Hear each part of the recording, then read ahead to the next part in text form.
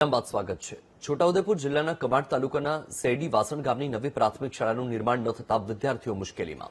4 વર્ષ અગાઉ જૂની શાળા તોડી પાડ્યા બાદ હજુ સુધી નવી શાળાનું નિર્માણ ન થતા ગ્રામજનોમાં રોષ છે।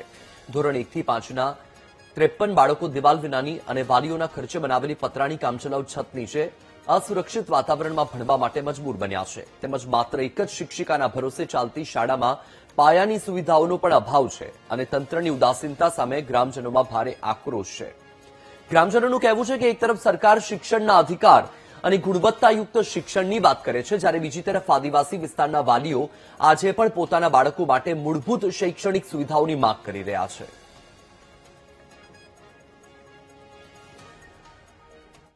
ફળિયાની અંદર બે ઓરડા હતા, સર્જરી થતા એ તોડી પાડેલા હતા અને હજુ કોઈ તંત્ર ધ્યાનમાં લેતું નહીં। અમારે વહેલું થાય અમારી માંગ છે અને કૂતરા ઝઘડાતા અંદર આવી જાય ને પેલા કૂતરા છોકરાને કેળી જાય, કાપોલી આવી જાય, એ પુરાવા પણ અમારી પાસે છે અને અમારે વહેલું થાય એ અમારી માંગ છે। અને 1 થી 5 સુધીની હાઈસ્કૂલ છે અને 53 છોકરા છે।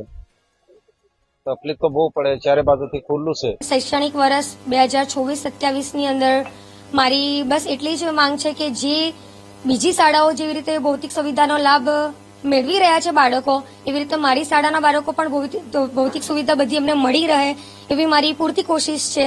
હમણાં બાળકો પહેલા તો તાડપત્રી હતી, પણ હવે હાલની અંદર ગામવાળા એ આ સિમેન્ટનો જે શેડ છે બનાવી આપ્યો છે અને હાલ વિદ્યાર્થીઓ એની નીચે અભ્યાસ કરી રહ્યા છે।